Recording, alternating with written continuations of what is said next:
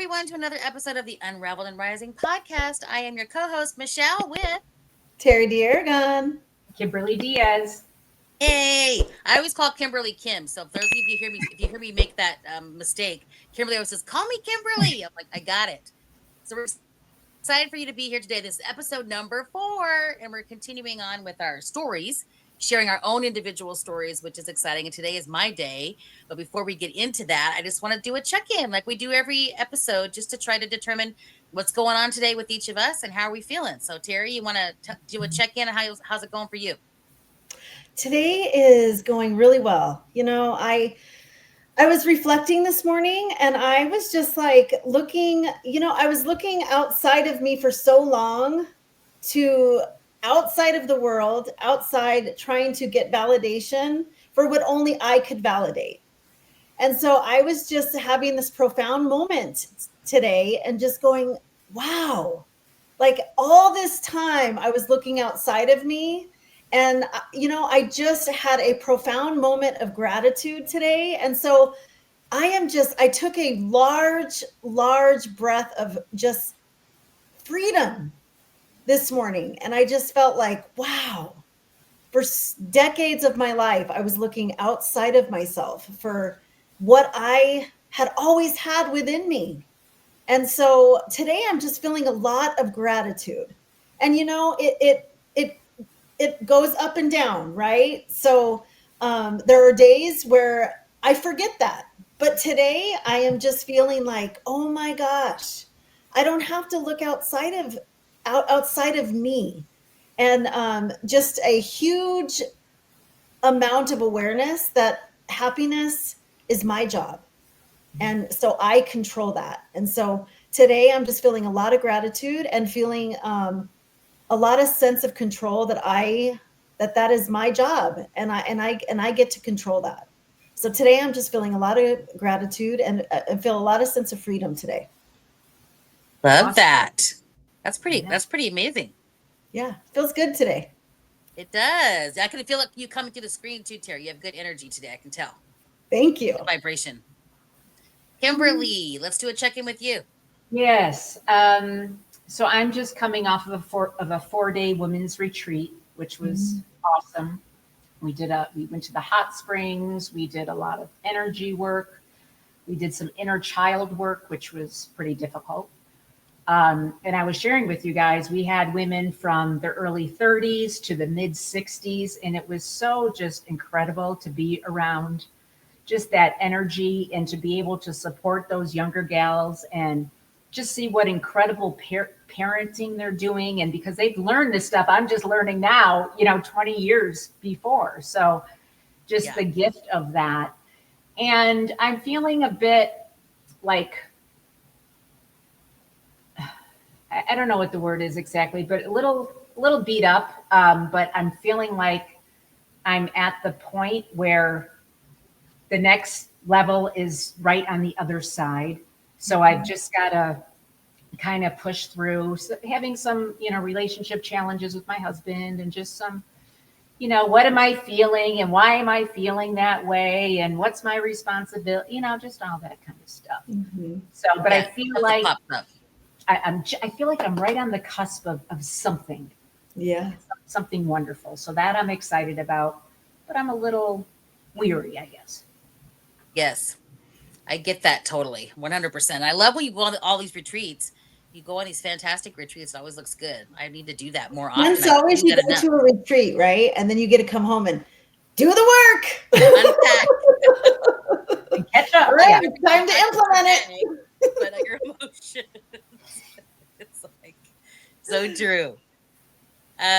For me, I've been feeling a little anxiety over the last several days. I think since like maybe Friday of last week, I feel like I've been, so that's been like, 4 or 5 days ago. I just feel like I've had a little bit of anxiety. And I know anxiety is based in fear, that it's based in overwhelm. Those overwhelm and that fear is something that I'm creating for myself. I'm putting all these expectations on myself of things that I think I should be doing, or I should have completed by now. And I'm doing that to myself because there's not anybody saying, Michelle, why didn't you get that done? I'm doing that. So it's like, you have to remind yourself where that's coming from, because that's where the anxiety and that breath work is really important. We have a mastermind every Wednesday morning, which was this morning, and we did some deep breathing prior to, and that was so calming to just sit and do that deep breathing and just understand that everything's working out for me the way it's supposed to, and that helped. But I still have that little feeling of it every now and again, so I'm working on that. But that's where I've been. But I'm telling you, I'm excited today to share because a lot of the lessons in my life that I'm still working through, even at 55, are things that happened, or things I shouldn't say that happened, things that I learned early on, things that I learned in my childhood that I understand now with awareness that I can let those things go and then I can look at it differently and have a different perspective. But when you're young, you don't understand that. You don't Yeah. understand where that's coming from. You don't understand why they're doing what they're doing. You take it personally and take it in. And that's what I did. There's a couple of themes of that time that have carried throughout my entire life, which I think is very similar to what you guys shared in your stories, and probably people that are listening or watching out there can say. And I just want to I'm hoping that by sharing my story and what we've shared previous in the last two episodes is that we can help somebody who maybe is a bit younger to not hold on to it for so long, to not wait till they're 55 to be working on this stuff, to be doing it earlier, like what Kim mentioned with the younger ladies that were in her group. Having that awareness earlier saves you so much heartache and time and all these different things in your life.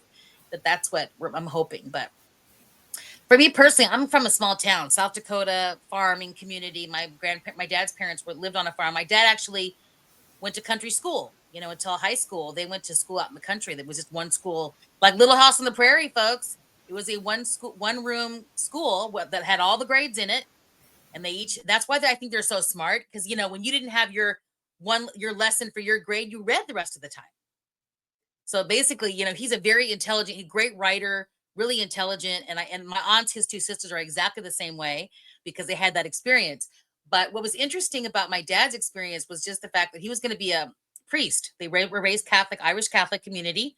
He was going to be a priest. And after high school, he went to a seminary in Chicago to become a priest. And his mom was very devout Catholic, and he couldn't cut it. So he only lasted for a couple of months, came home, and his mother was very disappointed in him because that was her, dream, is to have a son who was going to be a Catholic priest. So she kind of harassed him about it.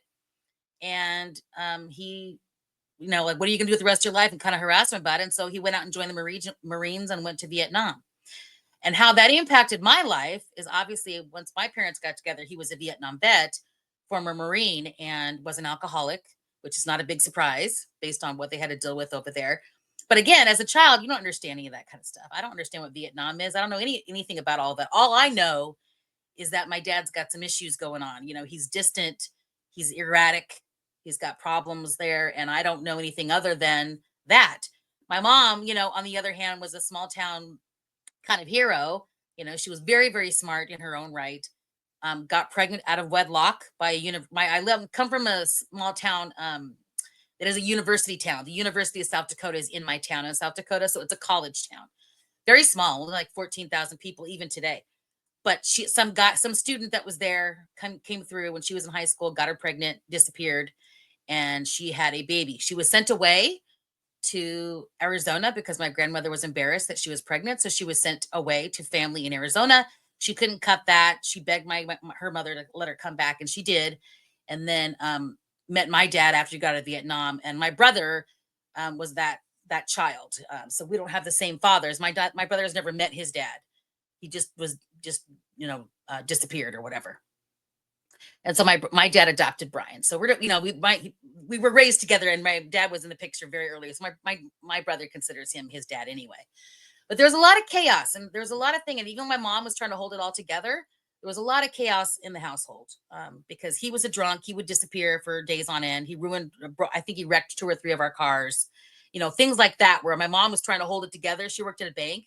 She was trying to hold it together, and, dad was just kind of disrupting all that. Then we moved to Oregon. We left South Dakota, moved to Oregon, moved to the Pacific Northwest, which I loved. Although I was a very scared child, and I thought that the Sasquatch was going to get me. So I literally had nightmares about Sasquatch trying to get me in Oregon, which is the weirdest thing, but it was crazy. We moved there for a while. My dad disappeared for several months and finally showed back up. And there was one incident where he tried to take Brian and I to McDonald's in the middle of the night when he was drunk, and my mom stood her ground, and he punched a bunch of holes in the wall, and then he disappeared. And he was gone for, I think, 3 or 4 months, and came back and decided he was going to commit himself to the family and get sober, and he did. He never had another drink after that. The downside of that is he never really got treatment either. So he was really kind of what we call a dry drunk. He had all the same behaviors, but he was just not drinking. So he was very distant. In fact, went into a bedroom and started typing and writing his first book about his Vietnam experience. But there, there was never any like love there. There's not none of that type of stuff.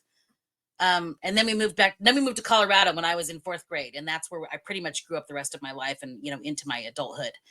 And he decided to have an affair with a lady at his work, and left my mom when I was in 6th grade. And again, I think that part of that up to that point is where all of these things developed. I didn't feel worthy because I didn't feel like my dad really cared for me. And I also thought I was different. And I was a very emotional, scared child. I remember that very, very much. I was scared of everything. And in fact, I had one incident that I want to tell you about where in 5th grade in Colorado, I was at a slumber party right up the street from my house.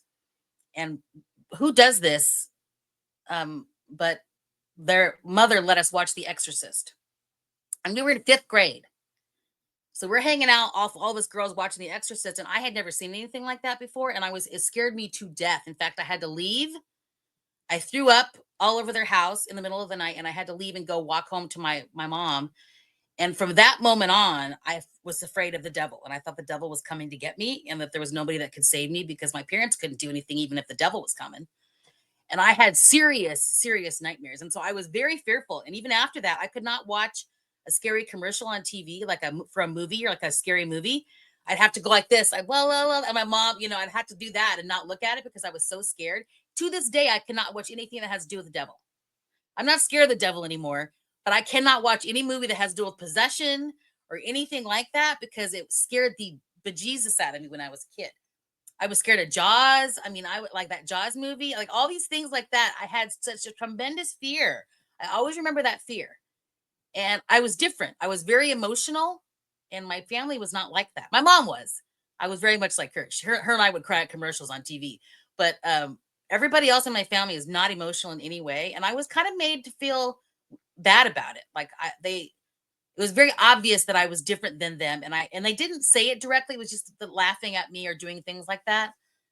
So that's kind of really what I remember very much of my childhood is that. And I think it brought me into this unworthiness feeling. I was very insecure. I had no confidence. And then I went into high school with that. And of course, started dating at that time. And but every boyfriend I had, I think in high school, cheated on me or did something like that. And so it just created an additional insecurity in me. I also got pregnant at 18, just like my mom, or 17, didn't have the child.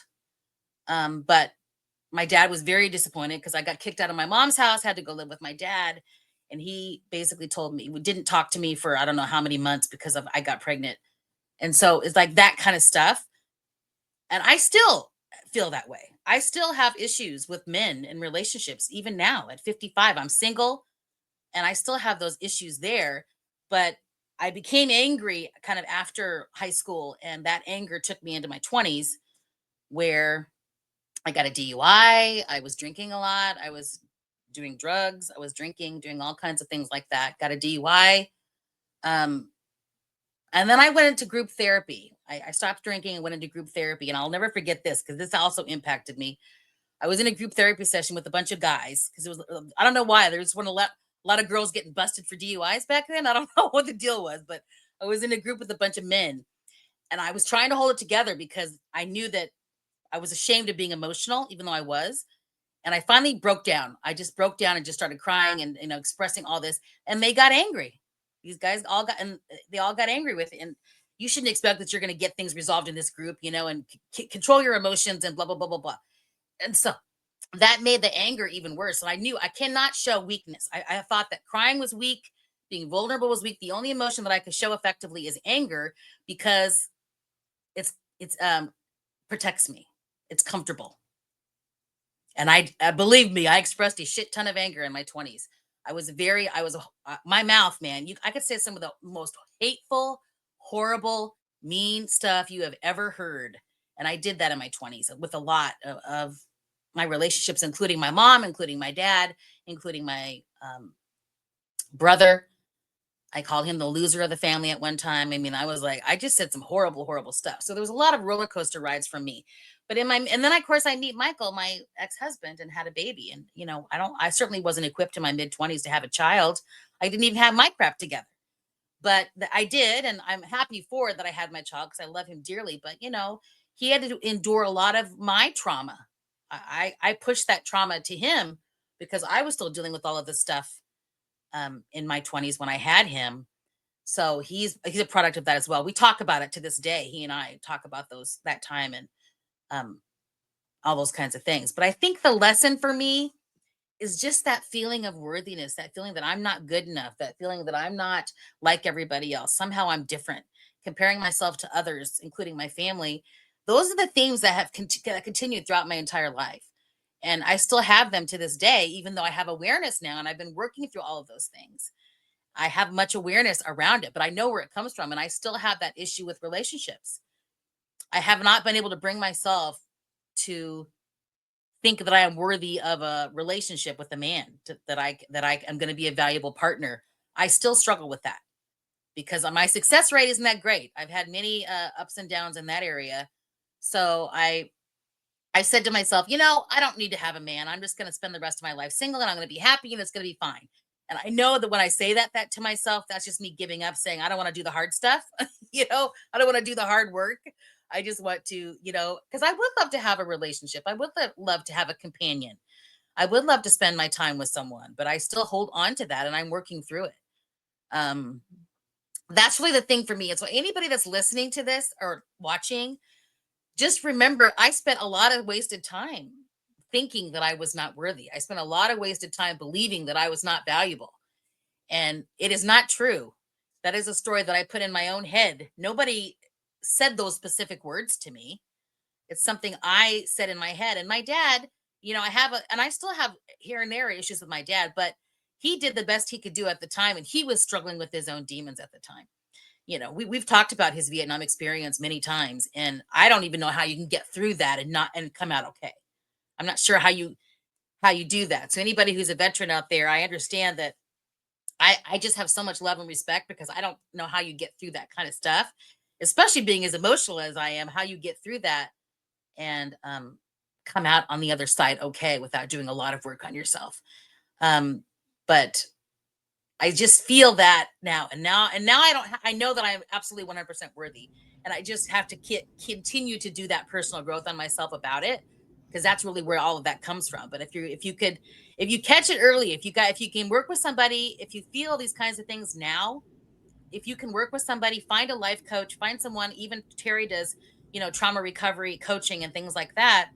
Find someone that can help you work through that stuff, because if you don't spend your entire life, you know, in that space, it's going to have such a profound and positive impact on your life in so many ways, not just for you personally, but every relationship you have, every interaction you have, your kids, your parents, your other family, your coworkers, whatever it may be, it's going to have a huge impact on you. So I really encourage you to do that if it's something you're struggling with, because it's going to make a big difference. I am very much worthy. I am in fact, now I kind of like promote my emotional stuff. Like, I believe that I am very much heart-centered person who expresses a lot of emotion. And I actually really enjoy that part of myself now. And I'm really working hard on not comparing myself to others. And I don't care if somebody else is different than that, or my family is different. I even say it to my family now. I say, hey, I this is who I am, and that's okay. And if that's who you are, that's fine. And I even text my dad now on occasion saying, hey, I'm noticing that we've not been as interactive, and not, is there something I could do to help make our relationship better? Can we work on that? And he's very responsive.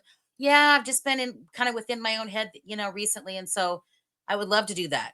So it's like we're having this dialogue and stuff now that is very healthy, and we can have that. And, the one thing in my life that's happened recently that's really kind of put me back was when my mom died. She died in 2019. And it was one of those deaths where I didn't have a chance to say,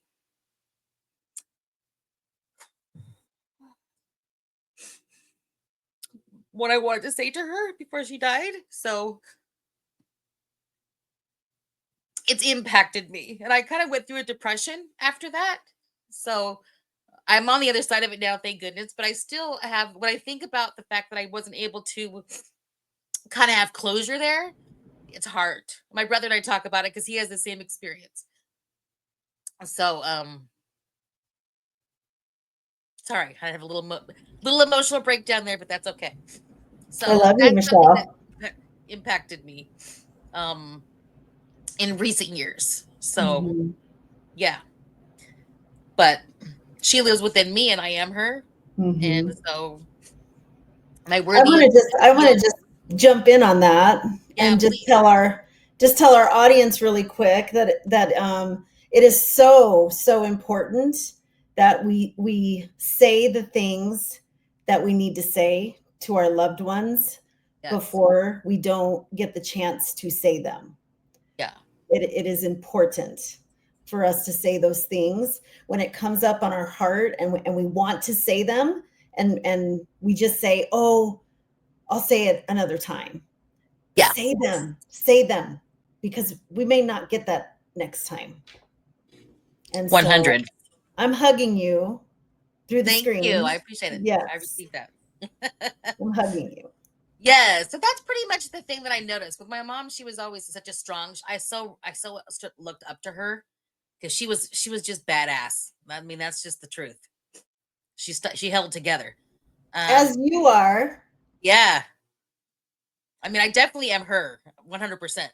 So in every way. Um, but she never really found happiness with a man either. She was single like the last 20 years of her life, and I'm following that pattern now. I recognize it. I'm doing the exact same thing she did. Because it's just easier than putting the work in. So that's kind of the situation. But thank you guys for listening to my story. I appreciate it, and I'll let you guys, if you want to follow up on that at all, Terry or Kim, go for it. But that's pretty much what I've But you noticed. are breaking that pattern. We're going to add to that. You are breaking that pattern. Oh, for being You're single. not going to follow that pattern. Yes, Yes. absolutely. And so it is just a story that you've believed. Yep. And so just 100%. working through that, sometimes we just accept this story. And so it's just a belief that you've thought about over and over and over again. Yeah. So you're just recreating a new narrative for yourself. Yes. So you're rewriting a new story for your life. Absolutely. So is And there that's anybody out the there? key. Hey, I'm available. No, just kidding. Yeah. Um, And that is the key. And I want to tell our audience that you get to okay. create the life that you want. So sometimes, what is it? Right? So sometimes it's identifying what is it that you want in your life? And Yeah. have you thought about it? Mm-hmm. Right? Oh, I've thought about it. Yeah. So I know for me, and there were so many things that you said, Michelle. My dad was also a veteran. He was a Marine, and there were so many things he would till this day deny that he had PTSD. So in my nursing program right now, I just wrote a paper about that. We were talking about there was never enough awareness around PTSD. They just didn't talk No. about it. There was Yeah. stigma around mental health back Yeah. then, and my dad would never have admitted that he had PTSD. He still Right. to this day would not have admitted it. But my dad could not ever, he didn't know how to even say that his children were doing good things. So I did things in just getting into this performance based, I'm just going to try to do and try to get him to validate the things I was doing in my life. It was so performance and overachieving and getting into this perfectionism type thing. And it was never enough. And it wasn't that I Yeah. wasn't making him happy, or he didn't see that I was doing great things. He just didn't know how to express it. Right. Yeah. And so and like you said with your dad, he just didn't know. They do the best Yeah. that they can, and they just don't know how to be. There's no book that comes with parenting. So if you're a Right. parent out there and you're doing the best that you can, and sometimes we're doing the best that we can because of the way that we were taught how to parent, Yeah. And so you said a couple things that resonated with me is that I parented out of my own trauma too, and it affected my children. And so, Yep. out of my pain, I affected my own children. And so there were some things today, even in my coaching session, and coaches even have coaches, right? Yes, they do. Everybody should have a coach. Yeah. And so you will all meet our coach Yeah. next, or my coach Yay. for sure next week. But I was sharing with him that, I learned the lessons that harmed me through my marriage that I recognized, and didn't repeat those same things with my kids. And so over the last few weeks, I've been able to have a really good relationship with my ex-husband, just even at our grandkids baseball games these past few weeks. And my kids have noticed how we've been able to interact in a really good, healthy way. And it's been really healthy for my kids and my grandkids. And it's been enjoyable for him, for I and my family. And that only came because I was very careful of the way that I behaved throughout the divorce, and the way I handled the betrayal, and the way I held my own self control, and was able to manage my own behavior and didn't go off the deep end. Because, like you said, I really was terrible with my behavior and the way I treated people for many years of my life. And I had to really watch my behavior and choose the way I was going to act and react Yeah. when I was going through my divorce. And it really impacted the way everything turned out. Well, and the other 100%. thing I think it's important to remember too is we're doing the hard work that our parents weren't able to do, right? We're Right. healing 7 generations ahead, 7 generations behind us. Yeah. I always felt like the black sheep. I Yeah. always felt like, but you know what? I'm the one doing the hard work Yeah. to help end that. Forget that in that lineage. We don't need it. I don't need my grandkids to have it. I don't need their kids Right. to have it. Somebody's got Yes. to stop it, Yeah. you know? And Absolutely. had I not chosen to do that, Mhm. I had a choice to make. You either behave the same way and you cause the same pain that was caused for you, not knowing, but you can take the same path, and it can continue this generational lineage, Yeah. right? And it can continue this intergenerational trauma and continue for your grandkids and for your kids. It's your choice. And I chose, nope, it's going to stop with me. I'm not going to do it. I Same just with know that's you, my I Kimberly. just my Same with computer you. is Same gonna with die. you, Michelle. Sorry, I just noticed my computer is gonna die. Sorry guys. I Oh, gotta plug my computer in. yeah. Keep going. Yeah. No worries. Well, and it's not easy. It's a lot of hard No, work. It's it emotional work. is. It hurts. A lot of tears, a lot of yucky Heck feeling in your yes. stomach, and just some. Yes. Well, what people don't understand is that it's not fun to face yourself, because when you're No. doing the work, we look in the mirror.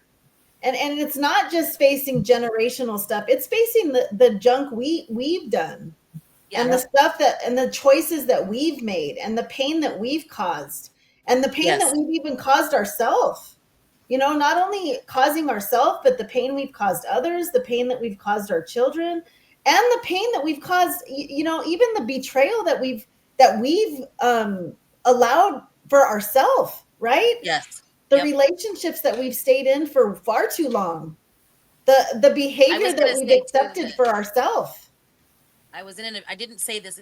There's not lots of other parts of my story I haven't shared, but I was in an abusive relationship in my 30s, and my son was young, and so I've talked to my son about it since then. And I said, I just wanted you to know that I put you in this situation. I'm well aware that I put you in this situation when you were a kid. And I said, if you need to let me know how that impacted you and just need to like really express your feelings towards me about doing that to you, I am 100% open to you doing it. If you need to just let unleash on me and let me know how that impacted you, I said, I will not say a word. I will just listen. And his response was, Mom, I don't blame you for any of that. He goes, I blame Bill. And that, whether that's true or not, if he was trying to protect me or not, I don't know. But we've had many conversations about it, because I expressed to him, I'm very much aware that I put you in that situation, that you had to see things you should not have seen as a young child. And so that's what you're talking about, Terry. Yeah. The things that we have to take accountability for. Well, when I was in my 12-step recovery group, there was a part in our recovery that we had to do amends, and we had to write amends letters. And there was one, I did an amends to my son one day, and I won't share details of what I did, my behavior, but I called him on the phone, and I had to say sorry for something that I did to him that was very painful, and I felt an enormous amount of guilt for what I did. And he kind of chuckled, and he kind of laughed and was like, "Okay, Mom." And he kind of was like, just didn't understand why I was calling and asking him for forgiveness. And I just said, 30 or 40 years from now, you might remember this conversation, and you might understand the meaning behind this conversation when the time comes. Because there might come a time in his life that he's going to go, okay, I remember. Yeah. Because it's always in that midlife when things start to come up, and then we're like, oh, because that's when it did for me, and I hope then he remembers. Now I remember, and now I know why that conversation, and now it makes sense, and now it has meaning for me. Yeah. Absolutely. Well, and to remember too, when you're asking for forgiveness, it's for yourself. Yes. It's not that the other person, it's great if they do forgive you, but that forgiveness is for yourself. Like, he doesn't even, at least at that time, didn't even realize what the big deal was. Right. But to you it was, and you needed to have that forgiveness for yourself. Yeah. And like you said, years from now, it might come up, and he might, be like, that's why my mom was asking for forgiveness for that. Now I understand. So I think so many times with forgiveness, we think it's for the other they, we don't want to ask because they won't forgive us. Well, it's not for them. It's for you, for your soul, for your heart, so that you can move on. And you're so right. When we were in that same program, when I was, because I talked about that. I was doing, it was during my divorce. And at the time, it was probably 2.5 years before I could even on a tiny bit speak to my ex-husband. And I had to do what was called a spiritual amends, where I couldn't even speak to him. It was like a letter that I wrote. And so he didn't even know I did it. It was a spiritual amends, but it was for me. It was something I had to do. I actually wrote a letter, and it was a letter I wrote to me in his words. And it was the words that I would have needed him to say to me, in the way that he would have spoke to me. And, but it was for me. And it was a way that I could get what I needed to get in that moment. But it was absolutely what you said, Kimberly. It was not for the other person. It was completely for me. It was a way to allow me the freedom, because what I was feeling was I was giving way too much control to him, and giving way too much power to that it just couldn't happen anymore. My life was not moving forward by allowing that much energy to still continue to be going in that way. I had to move forward, and that was the only way that I could do that. Well, and I think that's a really healthy, I've done that numerous times over the last year, to my sister I'm not speaking to my kids that won't talk to me, just writing them letters. And I'm not sending them. I'm not, I'm just writing them. And some of them I even just crumple up and throw away. It's just getting it out. Mm-hmm. And the room that I feel like it frees up in my body when I do that, and in my heart for other good stuff to come in, it is just powerful. And it's so There's worth it. another really healthy. There's another really healthy one, and maybe you've heard of it, Kimberly. Is where you put a chair in front of you, and you speak. actually have a conversation with the imaginary person, and you're actually having a dialogue conversation, telling the person what you need to tell them, and Yep. just getting it out. So, to our audience out there, if there's a person that you have, there's some grievance or something that you have with somebody, having that conversation with them, getting what you need to say rather than holding it within your body, getting it Yes. out of you. All that resentment and anger that you're holding within yourself, getting it out. Get in your house by yourself, or take some time away and just yelling, crying, do whatever you have to do to just release it, get it out of your body. Yep. I did that with my inner child, Yeah. with Shelly, I used to be called Shelly when I was a kid, until I put my foot down when I was pre-adolescent. Like, I want to be called Michelle because I'm a grown up. So that they stopped calling me Shelly. But I talked to her, and I sat on one side of the couch and looked, this direction, and talked to Shelly. And then I got up and got to the other side of the couch and looked at my adult self and my child self. I was so powerful because I was saying as a child, to my adult self, we're not going to make it. We're not going to make it. Like, I literally was like, all my fears and all my anxiety and everything that I felt as a kid, I said to my adult self, I don't know how we're going to do this. We're not going to make it, like that kind of stuff. And then I went and said, I know you feel like we're not going to make it, but, let me tell you what we're doing, and I just was like talking to like myself. It was so powerful. I can't even explain. Well, and when you're a child and you are so dependent on your adult caregivers, you can't just run out. You can't just go anywhere. You're dependent on them. So where do we go? We go inside, and we actually disconnect from ourselves. We begin to dissociate, right? So we disconnect from ourselves and we leave. We fragment. So it's a must that we must have that conversation and actually reparent that part of ourselves, and give that little girl the love that she didn't get at that moment, and free her. Absolutely. Love that is her. so important. Yeah. Well, Michelle, you brought up, about Kim versus Kimberly. When we were doing at the retreat, we were writing a letter to our younger self. And without even thinking about it, I wrote it to Kim because that's what I went by. And I signed it from Kimberly. And I was like, wow. Because when I was younger, if I was called Kimberly, that meant I was in trouble. But as I got older, because of just the bad life or whatever that I had as Kim, I needed that to change to Kimberly for me to move on. But I was like not even consciously, you know what I mean? I'm looking at it afterwards. I'm like, holy cow, and That is crazy. Awful picture of me that I am going to find, and I'm going to put it on the damn mirror, and I'm going to love on that little girl every single day. Yeah. So let me show you guys something. Can you guys see this? Yeah. Yes. That's my screensaver. Yeah. And I love that little girl.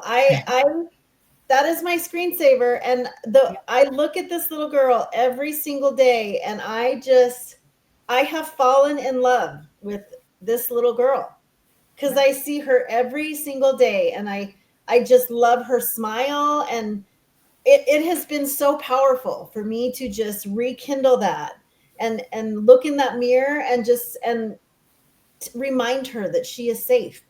And so when even little things with my mom, when I realize that it's me coming, that it's not 52-year-old Terry, it's little girl Terry reacting to mom again, I just remind her, you're okay.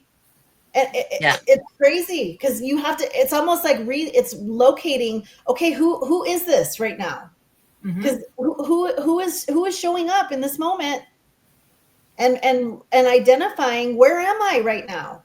Because trauma can not remember where you are in a moment. It doesn't remember. The body cannot differentiate from the present or the past. So it's just reminding, okay, You So know, it's going, okay, where am I at right now? Looking around your surrounding and going, oh, grounding yourself in the present moment and saying, I am okay. I am okay. Yep. and I still find myself disassociating, but I'm very aware of it now. And what I'll usually do is I'll grab something, or I'll look at, something that I could, that's tangible, that's in this moment to kind of bring me back. Yeah. But I probably spent a good part of my life doing that, and I just wasn't aware of it. It's so funny because my kids now kind of when I listen to them, sometimes they're like, "Did you even hear what I just said?" And that's like my cue that I went somewhere for a second, Yep. and then I had to like think about, okay, what's going on with me right now that I'm kind of like going to La La Land. Yeah. Why am I checking them out? Yeah. But Fascinating. it's awareness, it's huge. Yes. Yeah. We bring up the word awareness a lot, but it's like you're gonna probably hear about it a little more next week or next episode when we talk to Dr. Ed, who is all of our life coaches that we've had over time, that is going to bring some much needed kind of peace to us, as as far as this kind of topic goes, because it's difficult. You saw how I kind of had an emotional breakdown there when I talk about my mom. It's like I haven't cried about my mom in a while, but just me talking about it in that moment really brought it back to me, that feeling. And so it's like those kinds of things are going to be coming up for folks that are dealing with this stuff. It's like it's not easy. It's not a fun thing to go through when you bring up this stuff and have to acknowledge it, number one, and number two, start figuring out the healing process around it. Yep. Yep. Yeah. For Well, me, and and the one thing I want to just tell everyone out there is, none of us are abnormal. We're all human. This is a humanity issue. Like we all go through this. It's not a you and me thing. It's a we thing, and all of it. It is just a human thing, and many of us and all of us sometimes are just on autopilot, and so it's just becoming aware of it. I mean, awareness is a huge thing, and most of us are not aware of the programs that we're living in. No. Yep. It's part of the human experience. Yes. And it's okay, like we keep saying, to not have it all figured out. It's okay to have moments where you we weren't really proud of what you did or said or whatever, but don't hold on to the guilt and the shame around it. There's no shame in this, you guys. Look at my shirt. Mental health in general. What does it say? Grace. Yes, it actually says Gucci. Grace is my story. I thought it said Gucci. I was like, oh, Terry's got her Gucci shirt on today, huh? Not my Gucci. It's Grace. Grace is my story. Grace is it. Yes, give yourself some grace. And I think about that too when I think about the things that I did to people, like you talked about, Terry. The really mean things I did when I was younger. It's like it was just my defense mechanism. It was the way to protect myself. I thought I was more powerful because I didn't have power. I was more powerful if I were to yell, if I were to be angry, if I were to treat people bad and show that I was in control. That was power for me, and I didn't have power. So that was the way I dealt with it. But I give myself a lot of grace around that, and the people that I'm still friends with to this day who had to experience that from me, I talk about it. I was the same way, Michelle. I was horrible. I was horrible. Like, people who know me now would look at me and go, they don't believe that. And then people who are watching me now who knew me like years ago would go, look at me now and go, what? You know what I mean? Like the people who knew me a long time ago, because I was horrible. Even as a child, like I was so disrespectful. I mean, to the teachers out there, if you are watching this and you see me, I am so sorry because I was terrible. I was terrible. So please forgive me. You know what I mean? I mean, it was really, really bad. So I hear you. When I say grace is my story, I truly, truly mean it. Yeah, you mean it. Thank you, everyone, for listening and letting me share my story today. And thanks, Kim and Terry, for Kimberly and Terry for listening as well, and also engaging with what I said and hearing me and responding. I really appreciate it. It's hard to do that kind of thing, but we would definitely love to hear your story. we're looking for guests to come onto the podcast and share their, unraveling and rising back and all of that, and how they're growing, and things that they're doing to heal in their own lives. So if you're interested, you can comment below. You can send us a DM. We actually have our links to Instagram and to TikTok and all that in the comments. So you can definitely comment there, DM, or comment on this YouTube video. You can also listen on Spotify and Apple Podcasts if you want to just listen while you're driving or while you're working or whatever. We would love to have you do that. But we're just excited that you're here, and we are honored that you spend a little time with us at all. So. Yep. And I just want to say thank you, Michelle, for your courage and your bravery to come and share your story with us. It was beautiful, and I just thank you. It's hard to be vulnerable, but it's worth It it. is, for sure. And it helped you guys today. So thank you. Yay! It's fun being here with the two of you. Appreciate it, and we'll see you guys next time. Thanks so much for coming. Thank you. Take care of your souls. Yes, take care of your souls.